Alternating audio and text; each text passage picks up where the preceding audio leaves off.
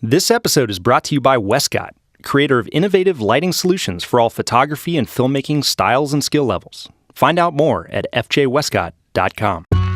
You're listening to Filmmakers Drinking Bourbon.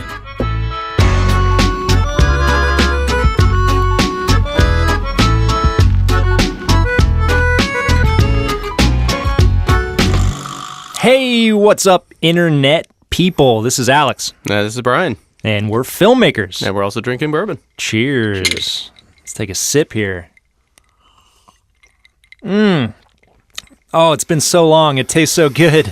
That's what happens when you go dry. So good.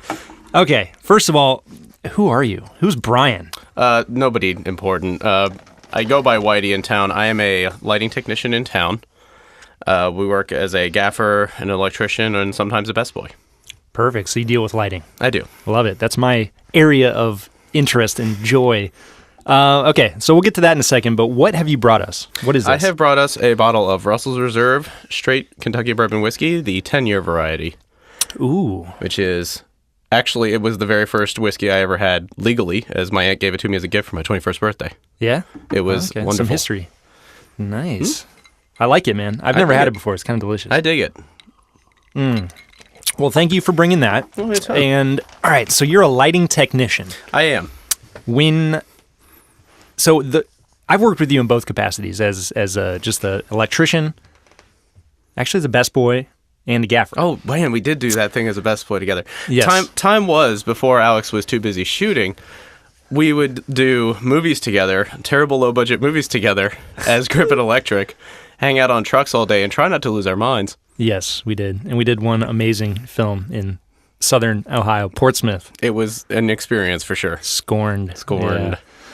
That's awesome, man. Well, what have you been working on recently? Recently, I've been working on a lot of the movies that have been in town in the Cincinnati market. There's been a Lifetime movie, Girl from Compton. There was a long format, stumbling over my own words, Killing of a Sacred Deer, which is from the guys that brought you The Lobster. Yeah. And then we're currently about to wrap up on another movie in town called Inconceivable. Nice. Is that the Nick Cage one? It is the Nick Cage one. Nice. Me and Nick go way back. Oh, yeah? When did you meet Nick? The movie in Louisville. Mom and Dad he was a Nick Cage? That was a Nick Cage know movie. That's awesome, dude. So give me and the listeners here a little insight. What exactly, as you move up the ranks, so starting an electrician, just a lamp operator, or whatever you want to call it.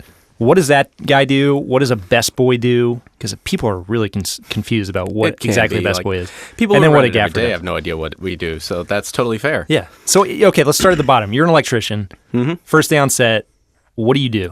An electrician is one half of the lighting department. So there's grips and electricians. Electricians is pretty much the ground crew. So our boss is telling us where he needs the lights to be, what kind of lights he needs. Our job as technicians then is to drop them where he needs them, focus them up, but also run power to them, keep our heads wrapped around all that. The biggest challenge there is just maintaining that you have all your options covered and get whatever your boss might need, then you have it available. The grips is the other side of that. Then we set up the lights, they modify the lights. So put frames in front of it, different levels of diffusion, different cutting. They shape the light. So the two are tied very much together. So grips and electricians are kind of the ground crew. Mm-hmm. Best boys on both sides, they're more coordination. They do a lot of making sure they have the right kind of gear in the right places, making sure that they are crewed up, and then also just keeping their head wrapped around the schedule where they might need man days. And that is probably the most exhausting position in the department. Just mentally. Yeah, mentally for sure, because you're always chasing. So whenever they're on and they're set and the cameras are rolling, you immediately start thinking about what's happening next. Paperwork and organization. Paperwork, yes. Cool. So as a gaffer, which is where you and I work together a lot in that capacity, what do you do? So let's just take one of our productions, for example. All right. Say a music video. Let's take one that was tough on both of us, was a 21 Pilots video out on an abandoned road in Columbus in between commercial days. Mm-hmm. So when I approach you with a music video, how do we work together? What do you do? Basically, as the gaffer, you're the chief lighting technician, so you're responsible for the look of it overall, but also you're servicing the DPs and his needs. So when we first talked about it, we talked about what kind of light you wanted to see and what you thought we could pull off, what we may not be able to pull off, So we had our first pie in the sky discussion about what we would like to have. Then we talk about how would we even go about achieving that. So we picked the units that we wanted. We actually, on that particular one, we requested a couple of condors. Then they come back to us and say, this is how much money you have. Then we start cutting. So we got down to where, on that particular one, we got down to where we had only a few units to work with, but they were larger units, so we covered a bigger area. But I also had to think about what kind of light you wanted. So you wanted a moonlight on that one, which meant that we would have to put some kind of big sun source or an HMI high in the sky. So it meant that we would need to order a condor to get it 100 feet in the air. Yeah. We also then ordered the grip package based on that. So we had some big soft bounces to get nice soft pushes. So the gaffer and alternately the key grip also serve as kind of the translation between what the characteristics of the light that you want and then the units that we have and what units we order. Because you know exactly what those units can do. Whereas, I guess every DP is different. Coming from the lighting and grip side of it, I kind of know a little bit about what the units do. But some DPs know the quality of light. So they'll say, I want a giant soft source here, and it needs to be a 5.6. Right. And whatever. The other thing is also just keeping up with the changing tech. As fast as cameras change, lights change as well. Yeah. There's always new LEDs. There's always new series of HMIs. So keeping your head wrapped around what does what kind of light, it can be very exhausting as well. So it takes the pressure off of the DP needing to know exactly what every unit does and just relying on their gaffer to know the difference. For sure. But then also there's the crew management side, right? There is that. So the kind of delegation of responsibilities, and how does that go down? That can also be very challenging. Typically, you try to divvy it up where you have a guy that stays with you when you're gaffing, so somebody stays close to set to cover all the little stuff. And then you'll have guys in the wings. So, when we did Daniel and Siri, we had a guy that was staged outside, so he would work all the lights that were outside the windows, so we didn't have to have somebody running inside and outside all the time. Keeping your head wrapped around where your guys are at also can be challenging as well, but when it all comes together, it clicks real nicely. So yeah, it's all about communication. I think, just like any position or department in this industry, is the better communication you can establish from the get-go, the better off you're going to be long-term. Absolutely. There are some great ideas out there that fail to come together because of bad communication. And conversely, there's some middle-of-the-road ideas that we get good communication and we end up pushing a little further than we thought we were going to, and everybody walks away really happy with it. So yeah, the more time you have and the more time you can finesse, it's great. Cool, dude. So on these bigger movies, you've been what? You've been just electrician or best boy or kind of combination? I've been an electrician on the bigger movies in town. I've been juicing under the same. A couple of us have been kind of working together on a lot of the movies lately, going back, I guess, about 2.5 years now, actually. Nice. So it's been a good run. It's been a great learning experience for me because the gaffer that I'm working with is one of the best guys around, and it's been exceptional learning how to do that job from him. For sure. So good dude. Who have you been working under recently? Right now, it's Russ Faust and Scott Lipez are my gaffer and best boy. Nice. And they are some of the best guys in town. So great dudes. Yeah, we need to get them on the show at some point. Talk to them. You offer them bourbon, they might show up. They might show up. Everybody's kind of busy lately. We've had a good run of films coming into town. It has been a long run. It's been about 13 weeks worth of production lately. So wow, that's cool. Hopefully that continues. I know that people are fighting to keep the incentives going and keep the films rolling through. I know, Sound Images here, they handle a lot of the post work for some of the productions that roll through. So benefits everyone. They do. I mean, it's definitely been an interesting year in terms of how the money's been spent and hiring guys and hiring a lot of local guys. It's funny, actually, we did a couple of days in Sound Image over in Studio A for Girl from Compton. That must have been interesting. Yeah, that was actually the last time I was in this building. Did they do a little work to make it look period, right? They did, and they dressed it up really nice. It was mocked up for Death Row Records, so there was a lot of red. There was a lot of red lighting. And that particular one, it was interesting. That's another one, too, with chasing the technology, we had a lot of LEDs that then we colored very red, and the camera guys had to adjust for that on their color pack, on their the balance? On the color profile. Oh. Which, it was a Sony movie and we were using Sony cameras. Was it so that the red didn't clip, or? It's so the red doesn't clip and we make sure that it reads the way that we want it to. Gotcha. And then work with them and the DIT to make sure that we're all looking at a monitor that has relatively what the final color is going to look like. Yeah. So we're not shooting in the dark. Interesting. Okay, so speaking of technology and LED in particular, how, we've had a few gear companies on the show, a few giveaways. Brandon actually just bought a version, not really, it's a remote phosphor, but it uses LEDs as a base. How big of a game changer have LEDs been for someone in the electric department? LEDs are absolutely a game changer because it's, if nothing else than just the power draw. Because they use less power, they can be smaller. You can put them in places that you otherwise would not be able to put lights. So it offers you new options for how you approach things. I mean, traditionally, let's just say last week we had a fireplace gag, and we had probably one of the lights that you're talking about, a Cineo, in there to do a little bit of firelight. We're riding the dimmer up and down to make it look like it's flaring a little bit. Traditionally, in the past, it would have been on a built stage, and the fireplace would not have had a top on it. And they would be shooting tungsten into it to try to make that happen. But now they don't have to rip the top off of it. We don't have to put a bunch of wires into it. That whole rig ran off a battery. Wow. So did you just have a cable run to it? Yep. In that particular one, I think we ultimately settled on that one just being constant because the camera was moving so much that we weren't going to read the flicker. Yeah. So we actually put the whole thing on battery in the actual fireplace, and we were done with it. Wow. So yeah, I remember. I think you were talking about a car commercial that shot in the area, and they had, versus a lot of times for a large area source, up on a crane, up on a Condor, you'll have an HMI or a series of gelled tungsten units in a big softbox, for a large area source. But on this one, you were saying you looked up and kind of chuckled to yourself because it was just a stinger running up the arm. Stingers up the arms. Because it was a big LED series? Mm-hmm. It was, I forget exactly. I think it's a LED space light replacement. I forget who makes it. But it was... Mole? It might be Mole. Yeah. Ohio HD up in Columbus has they've redone, or they built a studio and all their space lights are LEDs. Nice. Yeah. I will say there's a huge green spike in them. That's the other thing too with the LEDs, because LEDs have been around for a really long time, but never really in our application. And just like when fluorescence came into the market, like KinoFlow was really the first people to get it dialed in where you didn't have the green spike and magenta problems that you have with fluorescence. Yeah. And the flicker problems. So LEDs have been all over the map. Like a lot of cheaper options are there that can be, you can put a little bit of gel on them to take the green out and then everything's fine. But there's like really dialing in proper color correct LEDs is still really difficult. And there's only a handful of companies that can do it reliably.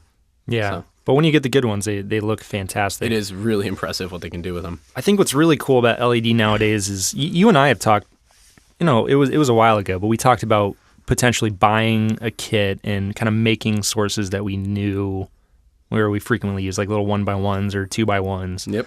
With Light Ribbon was the brand that we were looking at. How difficult is that? Do you use that on big productions? The Light Ribbon, the kind of... Oh, we use it all the time. Yeah.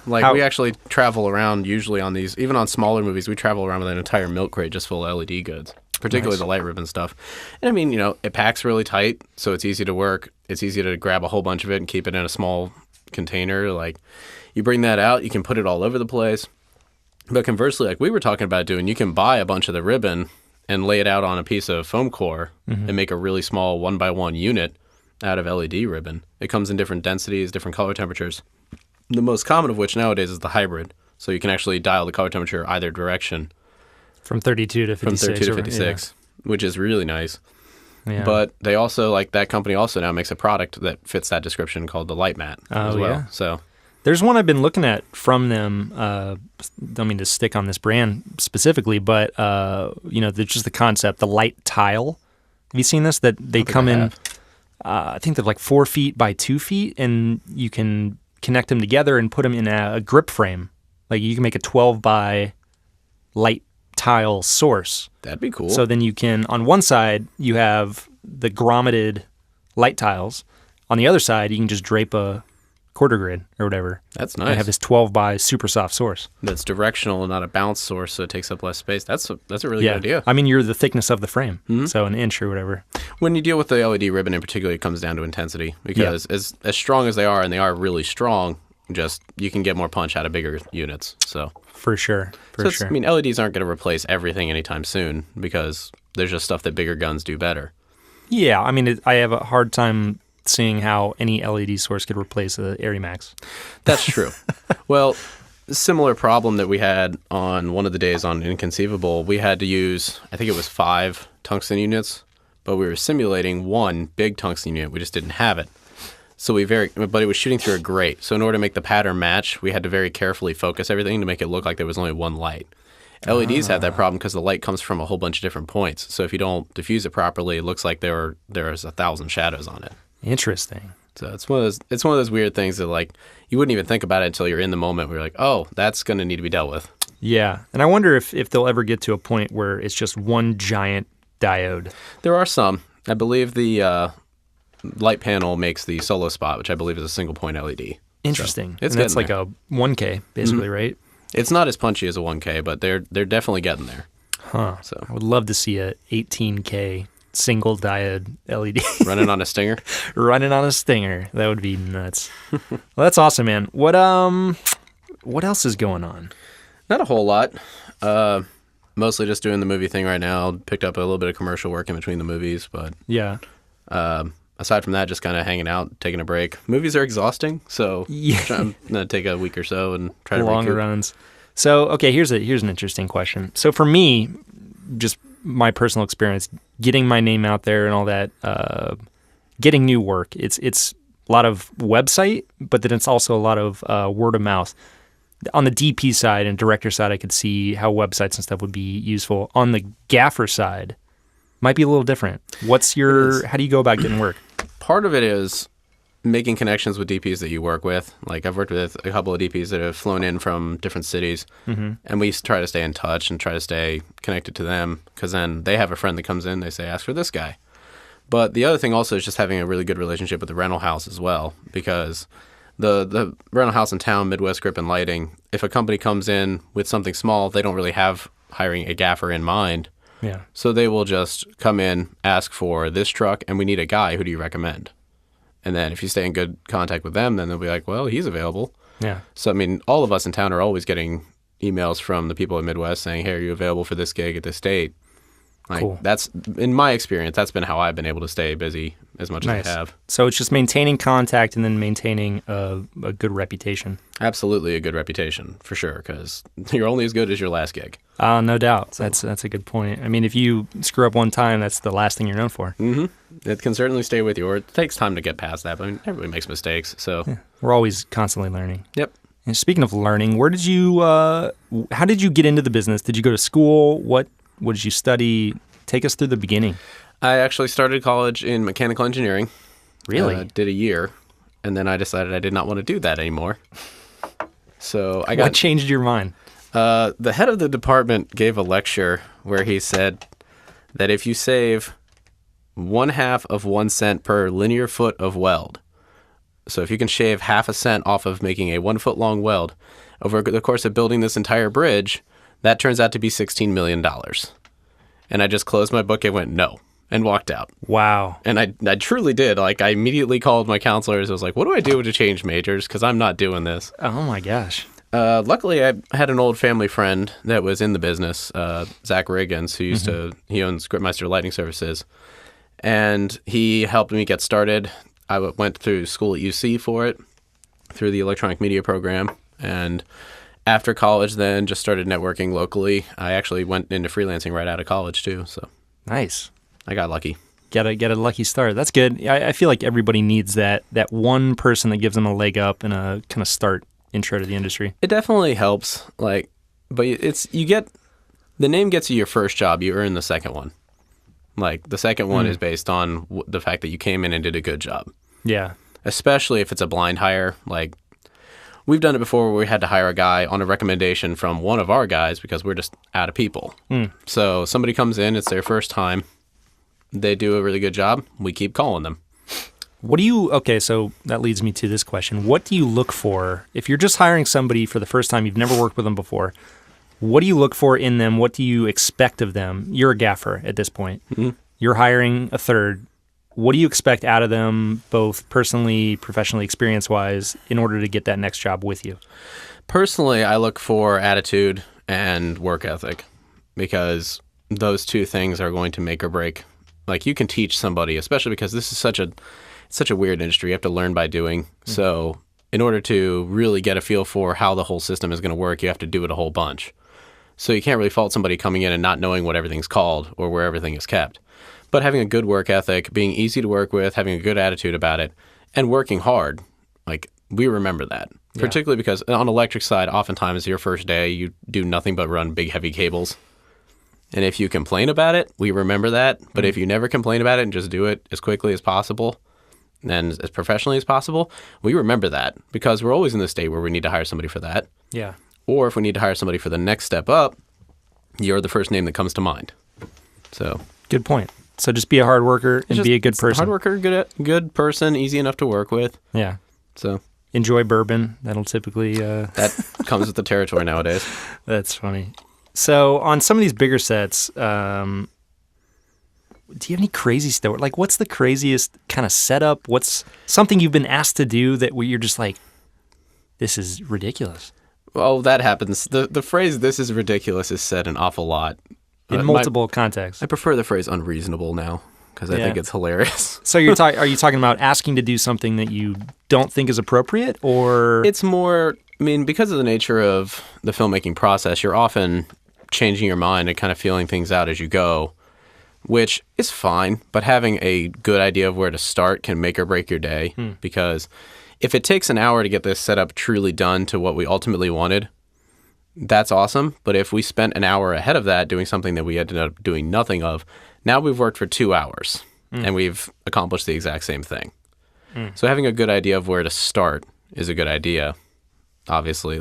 But it happens all the time that stuff will change. Like we've had, particularly when it comes to electric, if the shooting day goes longer and we're shooting days with a bunch of windows, we tend to scramble at the end of the day and put up every big gun that we have to try to keep the daylight as long as possible, just to buy as much time to shoot.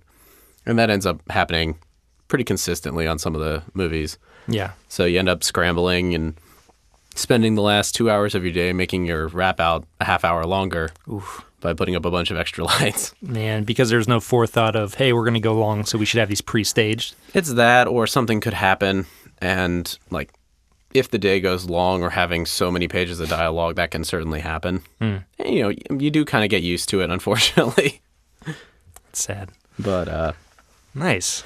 I mean, the roughest days, though, are most definitely not the hardest days. It's just the days where there is no plan and we're just constantly chasing. Those are when it gets really rough. Yeah. But even if it's like a whole bunch of stuff that we have to do, it's not the end of the world to do it. Just, I mean, nobody obviously likes double working, but it does come with the territory. Like, you get used to it. For sure. So. As a gaffer, what's your communication like with the grip side, with key grip?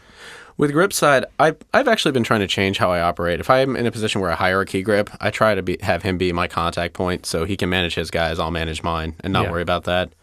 But particularly on smaller stuff, usually grip and electric are combined. So the same guys are moving all the gear. So yeah, on the smaller stuff, it's pretty easy because it's just like the first guy I hire will be the key grip.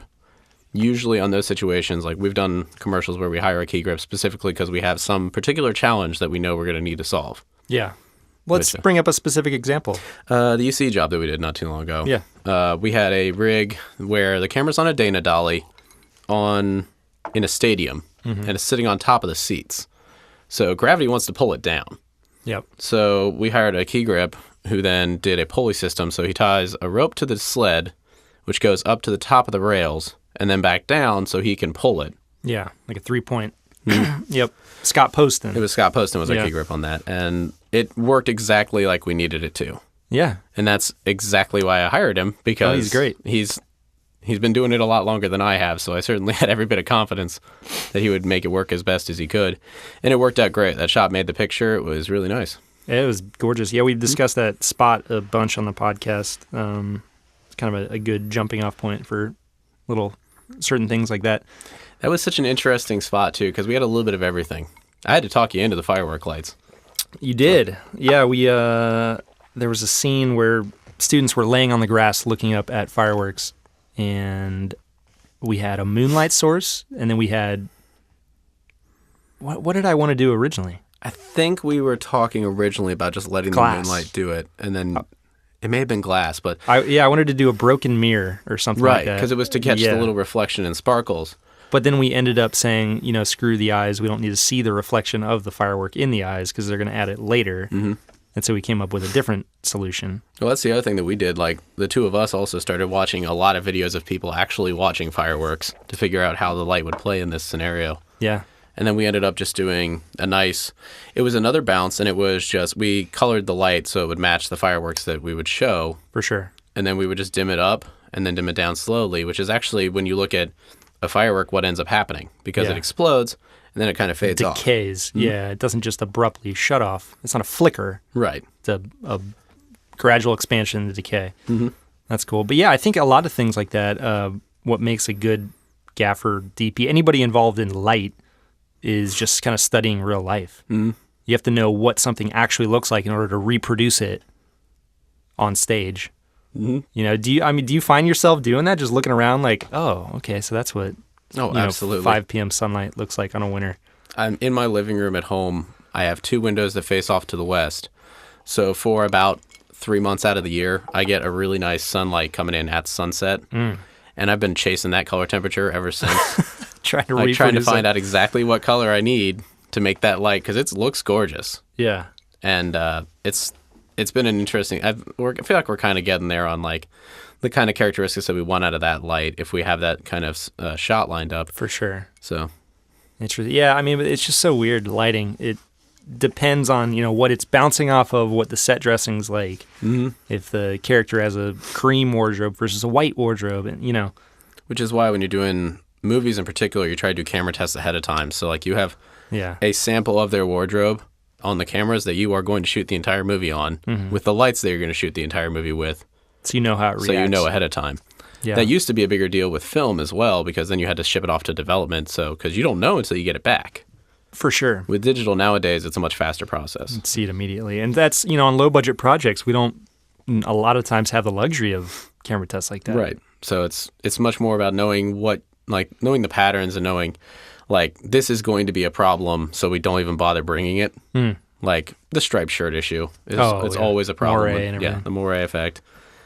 So we already know, please don't wear tightly striped wardrobe, because that will cause a problem. Yeah. So. Especially on cameras that have a huge resolution that are subsampled down to 1080, like a 5D, I'll say, for example. You have all these megapixels that are then sampled down to 1080 resolution. Because when you think about it, the camera was never engineered for film. No, it just skips Right. So it's it was just something they didn't even think about in the way the camera was built. Yeah. So now they have to. So, okay, that brings up another good question. How is lighting for today's kind of high sensitivity cameras different from where things started? Where now you have things like the Sony, like on Compton, you guys are shooting Sony f55, 1250 ISO. Yep. Pretty high sensitivity. How does that change things? It certainly makes your units smaller, but not always, because it tends to be sometimes just to cover the area of that you need with a light, you got to go big. But in a lot of cases, you can do smaller lights, particularly when it comes to interior work. You can do smaller units. It doesn't have to be 1,000 watt. It can be a 650. It doesn't have to be a 2K. It can be a 1K, that kind of stuff. But and Arri even reflected that, because they developed the M8, which the M series of Arri lights are their HMIs. Yeah. The heavy hitters in that series are the M40 and the M18. And then they developed the same series but smaller in the M8. And that was directly because people needed a smaller light for smaller spaces. But with the same max reflector and all the characteristics of the M series. Right, and all the engineering that went into that. Yeah. Which is, that series of lights is awesome to work with, because they are very user-friendly. Yeah. They are really bright for how much power they draw. Yep. They are an awful lot of fun to work with. Yeah, I just... earlier this year, got the opportunity on one project that I was shooting, 2 projects I was shooting back to back, the opportunity to use Arri Max, the 18K, which I'd never used before. And so never? No, never. And you were unavailable, and I shot a commercial for a granola bar with Andy Young, or Andy, not Young, blanking. So am I. Oh, little Andy Thomas. Andy Thomas. Yeah, sorry, Andy, if you're listening. Andy Thomas, awesome working with him. But I got to work with Andy Thomas, and, we discussed the package, and I was like, what do you think about this? And I brought up the Arri Max, a 12K, and a couple smaller units. It was outdoor. You needed the punch. You needed something that can compete with the sun. And so that seemed to be like the only option. Yeah, I mean, and there are actually bigger units than the ARI Max. Like the 20Ks? Well, the 20K is a tungsten unit, but there's also... Well, it doesn't... what am I thinking of? There's a 20K HMI, right? There might be. I mean, the tech changes so fast. I've been Yeah. a little out of touch because I've been working a lot lately, but Interesting. there's also a company called Soft Sun Oh, yeah. and Lumens that makes a unit, the 100K Soft Sun, which is a special kind of animal. We had 2 of them up in Cleveland on a gig once, and that ended up... I mean, those are special. You have to bring in your own generator for those because they run at a different voltage than everything else. They run on 480 volt. Oh, wow. So if you plug anything else into that system, it'll explode because it's not made to take the voltage. For sure. So I think we had 4 generators on set because we had one to do the 18Ks on the roof, one to do each of the 2 soft suns on the roof, the 100Ks, Yeah. and then we had another one to service the set inside. So what is a soft sun? Can you explain, like, break it down? Does it look like a normal light? Does it Not function really. like... It's first of all, it's enormous. It's the size of, it's as wide as a truck is. So you almost have to ship them, like, because of that, you have to ship them in a particular way. Wow. But they require multiple stands to put them in because it just weighs too much. You have to send the bulb separate. The bulb is like, I want to say it's like 10 feet long. The whole unit is like 10 feet long. It actually kind of looks like an enormous Kino. Yeah. And actually plays like that too because it's got a really wide spread. So it's actually not like, if you were to go full spot, if you were to just stand in the middle of the room with a light meter and have an ARI Max at full spot and a 100K Soft Sun, Yeah. they're probably about the same intensity, but it covers this enormous area. Wow. So, I mean, So you can- what's a type of application that you would use that for? Line up a football field. Like A giant freaking area. I was talking to 2 guys that do the X Games, and when they do the half pipe, they have one at each side of the half pipe filling it in. Nice. Like it's the middle of the day. I mean, that's just there. If it just suddenly turns cloudy and they need more light, like they have those there. Like they're already on and running, I think, even in bright sun. Wow. But like that kind of stuff, like really makes a difference. So. But not you can't just, go to your local shop and get your hands on that, right? That's a special order item. You got to, put some thought into why you would need that. Definitely need to. That's going back to planning. That Yeah. definitely comes in handy because, well, we talked like that rig that we did with the 2 of those plus 3 ARI Maxes, generator support, and everything. I think the rig and manpower to put it in. I think it ultimately became like $75,000 For that rig one happen. day. Just for that rig. That wasn't even the whole day. That's So- crazy. But when you think about these movies that are spending 20, 30, 40 million, Right. Should be said. Yeah. 75,000 is not a drop in the bucket to Disney, who paid for that. yeah. But again, that requires thought because you don't want to just blow 75K on something that, we didn't really need it, but... I actually don't think they turned it on. What? Oh my God. I think they ended up having enough sunlight. But I mean, when you think about like the time, the 75 grand versus, Scarlett Johansson's time waiting for the sun to get better, like it actually does kind of make sense to just have it there. It's just Wow. on a significantly larger scale. Safety. Yeah. Yeah, it's a safety. Our time is always cheaper than their time. No doubt. Yeah, I mean, when you really think about it, when you're talking about the star power and locations, everything that goes into it, adding a few more units isn't really that big of a deal. No, it's really not. And the thing is too, like even the big name stars, like they understand the process too. So like they're seeing all this happen around them and they're being very gracious about, all this stuff is very heavy and these guys have to move very quickly. So like they're gracious about giving us space to work. And then in return, we clear out so they can do their job too. Have you ever had the opposite experience where you just have an actor lose it? Oh, yes. Yeah. Oh, yes. Any examples you wish to share? Or in specifics if you don't want to be specific? I won't name names, but I did a movie recently, and the actor, I mean, he kind of blew up a little bit, and the immediate response of everybody was to clear the room. And what I said afterwards when we all left the building was, he could have just turned to an AD and said, hey, can we clear the set? And the exact same thing would have happened. Yeah. But he chose to have a meltdown about it, so it was a bummer. It's a real bummer. Going back to attitude, I think that carries over not just on the talent side, but like you're talking about the crew side. Mm-hmm. If you are one to lose it at the drop of a hat or, not handle stressful situations, this is a very stressful industry. Oh, yeah. So I think what you and I were talking about on the way up here, that's, I think, one thing we absolutely agree on is that good attitude goes a long way. You're going to get hired. It makes the whole day better for everybody. Yeah. It really does. And just, it's a stressful job. They regularly schedule you for 12-hour days, and then they go over, so you end up working 14. Like, so then you've got 10 hours to get home, get a shower, get sleep as much as you can. Like, it takes it out of you, especially over a longer run. It's like finding ways to cope with that kind of stress is super important. Like, personally, I do a lot of gaming, so I just hang out and kill time, and it makes me feel better. Nice. Just de-stresses.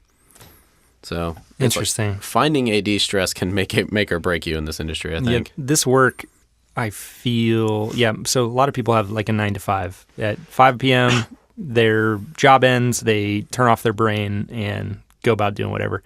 I feel like, I'm always checking my phone. I'm always answering emails, phone calls, texting back and forth with directors, producers, gaffers, whatever.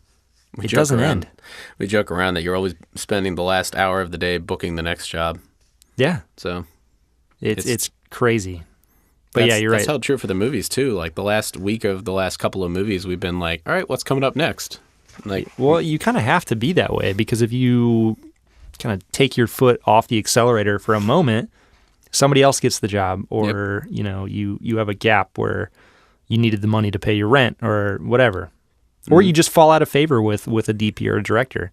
Yeah, I mean and they find someone else. That's true. I mean, it's a rough industry because it's about who you click with. I mean, we've been lucky. Like the two of us have clicked together since when we did Scorn, and we started we did a couple of low budget movies, kind of got a friendship going, and then we've done a lot of stuff together, and it's been really exceptional being able to have that kind of working relationship with somebody where we can fall into something really quickly without having to worry about it too much. No, I mean, like the last few jobs, you've been doing the movies, and I've worked with a few other people, but it's like the next job that we have together, we've already established that working relationship. We both share the same philosophy when it comes to lighting and crew management and attitude, and we have the same offset habits. So Well, it just works. yeah, it's also nice because like we never have any kind of job security because when the gig's over, the gig's over. Yeah. So it is definitely a stress relief to just have you're all in this together. That kind of like group mentality of we're all going to get through this together goes a long way.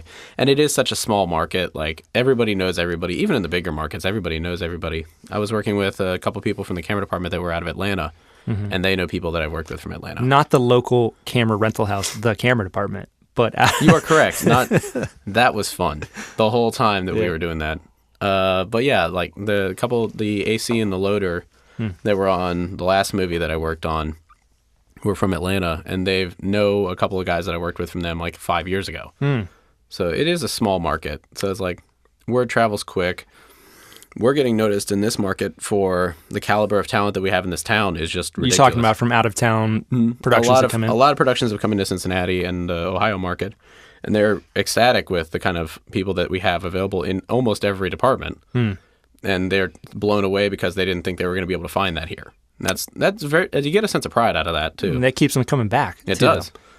When they know they don't have to worry about, we're hiring schmucks that don't know what they're doing. Exactly. It's like we've done this before. So. Yeah. So speaking to some of our listeners that are thinking about getting into the lighting, electric side of it, any words of advice on kind of where to start? So maybe speak to someone who's in school, who's going to be going into the industry when they get out. It's weird that you asked me that because I actually teach a class at a university locally. So what I tell my students on the last day, what I tell them on the first day is I'm not teaching you how to do the job. I'm teaching you how to get the job. I'm teaching you how to not embarrass yourself so you get the second job. Yeah. Because what you do in the field is worth way more than you're ever going to learn in the classroom, which is the harsh reality. And this is mostly grip and electric side. Like, obviously, always go and get an education. It's important. But understand also that you don't stop learning when you're done with school. No. Like, you actually, that gets you set up to start learning. It's a primer. Yeah. It is. I mean, I went to school for 4 years for it, and I've been doing the job for 10 years now. And I look back at the stuff I did when I was in school. I had no idea what I was doing. Yeah, I look back at the stuff I did first couple of years I started the job. I had no idea what I was doing. No, I don't think school, it's good for a few things. It's a good point to allow you to mature a little bit and to learn how to work with people, but it doesn't explain the political aspects of the job. It doesn't, like you said, how to get and retain work. Using your head and not just about like what kind of gear or what light you should pick is a big deal. Yeah. Because we've had situations before where somebody opens their mouth, says something they shouldn't, and then there's ramifications for it, for that person or maybe not for that person. Yeah. So, and that's the real weird thing about the politics side of this business is that sometimes if you accidentally say something that you shouldn't have said, it's not you that has to pay the price for it. It's the other guy. Yeah. And that's the worst kind of feeling. Give an example of that if you can. I had one where somebody said something that they shouldn't, and the client was in a bad mood about something already, and he wasn't really thinking. He was just trying to bond with the client. Yeah. But then afterwards, I pulled him aside. I'm like, see, the thing was that you didn't think about was that if they're mad enough, they're going to go somewhere else, and then we're out of a job because they're not going to take us with them. Yeah. Like so you may not have just cost yourself a job, but you might have also cost me a job too. 10 people that just got hired. So it's just like learning that kind of stuff takes way more time. So the best advice I can give you if you're getting into grip and electric or any department in filmmaking or in commercial work or anything is use your head, understand that everybody who's here, almost everybody has been doing it longer than you. Yeah. So don't get mad, don't get an attitude about it. Learn from them. Watch what they do what they do. It becomes very clear who's really good at their job very quickly. Look at what that person does and try to do that. That's worked for me. Be receptive. There's been a couple really good people in town that I've been lucky who I know when I started I annoyed the living crap out of. Yeah. But like since then we've had the chance to talk and I've told him, I was like, look, I learned to do the job by doing it what you were doing. Yeah. So I appreciate that. I appreciate you not telling me to go the way, but allowing you to watch. Right. Yeah. So basically find a mentor, whether they know it or not. Absolutely. And what do they always say?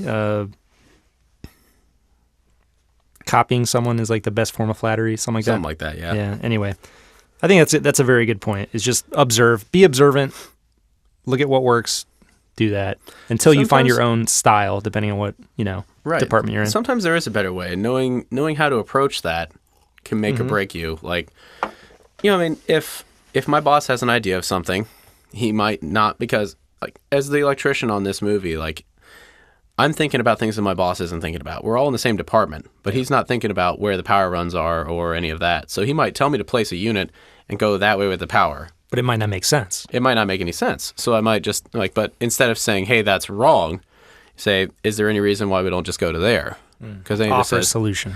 You offer the solution, and then he just says, no, I didn't know that was there. Go do that. Like then you're on top of your thing. You're doing your job as best you can. He's doing his job as best he can. And again, communication, knowing how long it's going to take to make that happen, makes a world of difference. So no doubt. Well, I think the main thing that we can the listeners can take away from the conversation is, like you said, you can teach the technical aspects, but the people that really succeed, I think, are the ones that have the communication aspects down. If you're able to get along with people, you'll always learn the tech. Right. I mean, you'll get it eventually. It may take a little longer, but be a good person, be receptive, work your ass off. Pretty much. I mean, that's the thing is like you're always up against it because, I mean, the producers, again, doing their job are trying to get it done with as few people as possible to save money. Yeah. So you want to be as efficient as you can because you don't want to be that one that they look at and say, do we really need him? So just having a good work ethic, understanding it is a job. It's a fun job. Sometimes it's a really fun job. Sometimes it's not. But it's a job first and foremost. It's how we make our living. Sometimes a decent living at it. Be professional. Be as professional as possible. Nice. That's not an easy task, always. No, you're dealing with, attitudes and mindsets that aren't always the most nice. It's such a personality-driven industry, too, so it's like you're always trying not to offend anybody by saying anything. But then you just go home and you decompress. And when you go home to decompress, are you doing anything specific other than gaming? What are the shows that you, as a gaffer, enjoy? Well, if I'm watching for like work to understand like what something looks like, I'm a huge fan of black and white cinema. So really, I really love that because it's just something that you don't see very much anymore. Anything recent that you can name? Not recently for the black and white stuff, although AMC did do a special where they aired the first season of Walking Dead in black and white, which was really awesome. Whoa. Mad Max. And yeah, Mad Max is also doing Can they that. hear you? They can't hear Adam. Adam just said they're releasing Mad Max in black. I think they're calling it the Black and Chrome Yes. edition, Which is the best name ever. for which that. looks amazing. It looks fantastic. And Because what I heard, and I was reading an article, is that George Miller, that's what he wanted to capture in black and white and release in black and white. And the studio said, no, that's never going to work. I could see that because of like how saturated the images are and that, and like Yeah. how color plays. Like it's all very monotone. Like the night shots in that look like Blue. They're blue Because they were shot day for night. Day for night, yes. Which, can you explain that? I don't think we've actually really gone into what day for night is and how it affects lighting. Can you just give a little blurb about what that means? Basically, you shoot if it's the middle of the day and you're shooting a scene that takes place in the middle of the day, we call that day for day. Mm-hmm. If you're shooting at night and it is actually the middle of the night and the scene takes place at night, you're shooting night for night. But that is not always the case because of time constraints. Like sometimes you are shooting day for night, which means it is actually noon, but the scene takes place in the middle of the night. So to compensate for that, you have to plan for the light. So if you're inside, you can black out all the windows. But in Mad Max, they're In outside. Mad Max, they are in the middle of a giant desert. So I think that's just camera trickery. It is very much camera trickery in this particular scenario, where they did a lot of color work. Yeah. So they captured the image. The raw image that they captured is probably the same as the day work, and they did it in post. You want to know a funny story? Go ahead. I'll actually lend something to this. I heard, and I was listening to John Seal, the DP, talk about it. The DIT recommended that he overexpose the image, I believe, by 2 stops. For the night stuff? For the day for night stuff. And That's then they weird. brought it way down. And what that did was retain shadow detail. So when they brought it down, they still had detail in the blacks, and it wasn't just crushed. That's pretty awesome. Yeah. So That makes sense when you think about it. yeah, but that's, I think, something that goes back to what you were saying earlier is test. You know, Oh, yeah. have a plan. It's not like they just thought that up on the spot. Oh, no, there were probably weeks on Yeah. that particular one. I mean, also, that's a movie where they built an entire fleet of vehicles just to smash them. Yeah. So well, I they don't think- originally built a camera system for the movie that they never used. Mm-hmm. They had a like 3D camera rig on a bungee system that they just scrapped and went with the Alexa. When you think about like how long it took Avatar to come to cinemas too, like Yeah. years of development to make that work. Well, that's just, they, you come up with new technology that then gets adapted and used by other productions. Yep, So that's insane. that's funny. Yep. All right. So you like black and white movies. I do. I'm also a sucker for comic book movies and shows. I just finised up Supergirl last night. Okay. So we have an ongoing thing on the show. Brandon's not here to defend himself, but that's fine. He can go ahead and take it. It sounds like you're on Team Alex. Team Alex is pro superhero movies. Team Brandon is anti superhero movies. Sorry, Brandon, you're wrong. Yes, we have another one, an industry are awesome. veteran that doesn't love says this? superheroes are fantastic. For So- God, the shows in particular, the CW series, the Arrowverse, is really good, but you have to really embrace the camp. Yeah, Like you have to understand this is campy, and it's going to be. love it. Are you a Game of Thrones fan? I read the books. I have not watched the show yet. I've been waiting because I'm trying to get the missus to go along with me on that one. Okay, So I think you'll like it. I hope. See, Brandon doesn't like superheroes. He doesn't like robes. Doesn't either. like robes in general. There's a general thought that robes are ridiculous. That's the weirdest thing I've So heard. Star Wars, Game of Thrones, any of those deals. I'm assuming It's got a Lord robe in it. Lord of the He's Rings done. falls into that too. Then I assume. Lord of the Rings. Yep, can't do it. robes, really robes. God love him, but Brandon, we've got another one for Team Alex. Thank you. That's cool. So what do you got coming up? What are you excited about, either work-wise or gear or movies or video games or anything? Honestly, I'm looking forward to a week or so off. But aside from that, it sounds like our market's going to be busy for a while, at Yeah. least until the end of the fiscal year. And that's pretty awesome because traditionally in this market and a lot of smaller markets, there's a slow period at the beginning of the year because it's cold, the weather's a little unpredictable, nobody really wants to shoot. So it slows down, but it sounds like we may not have a slow season this year. Like there's a lot of... Which would be awesome. Which would be awesome. It would be great. Yeah. Typically, like, you kind of get used to the slow season where you're like, I take a month off and I do all the fun stuff that I've been putting off the whole year during that month. So it's like, I take the wife and kid, we try to get out of town for a weekend or something during that period. But if there isn't one, then maybe I do get to buy that house this next year. So. Exactly. Yeah, you got to take advantage of it. Take the work while it's there. Absolutely. Yeah, leaves less to plan and save for. Put the winter nut away, you know. But, you know, I mean, you do get used to that too. So it's like you plan accordingly. Like, you plan to not work, and if you end up working, then you just have a surplus. And that's awesome. Yeah. That's cool. Yeah, I'm really excited about that. I myself might be doing a movie, which is great. I might be doing another one, so I hope that works out. Be a nice 20-day stretch at the end of the year where you never expect work to be. We're talking about the same movie. I had a talk with the missus about if that happens, that's going to be it for the year, because then I'm going to plan accordingly. It's like, that's going to do it, because then we'll have the Thanksgiving week off, and then the holidays off, and then back to it the next year. Yeah, which will be fantastic. Well, that's awesome, dude. I want to thank you for coming on the show. It's been a long time coming. Yeah, I mean, I feel like there's much more we could talk about. We just kind of scratched the surface of what it means to be a gaffer, how a gaffer works with a DP, the whole crew dynamic, etc. Yeah. Any kind of closing words you want to add? I don't know. I love my job. I do love my job. It's not always the best, but I do love it. Yeah. But no, I mean, this industry is not for everybody, but if you can do it, if you think you can do it, then it's an awful lot of fun. Yeah. It's an addiction, and we all have ourselves as a support system. Well, that's cool. Well, I just want to reiterate to our listeners out there that this is the last episode. I'm going to announce it, but you have 3 more days to enter the giveaway. So if you want to win the Scrim Jam Cine Kit, you have to go to Twitter, tweet to @FDB Podcast, I think it's FJ Westcott or Westcott Co. I'm going to look that up right now. But then use the hashtag FDB Giveaway, and you could win a $400+ Scrim Jam Cine Kit. Let's see, Westcott.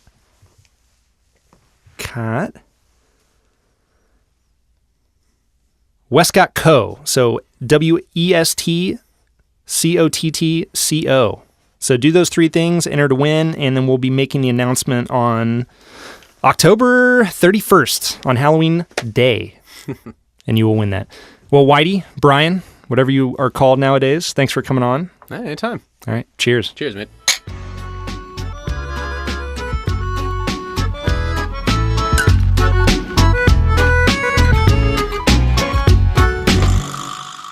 This podcast was recorded live at Sound Images Studio. Find out more at soundimages.com.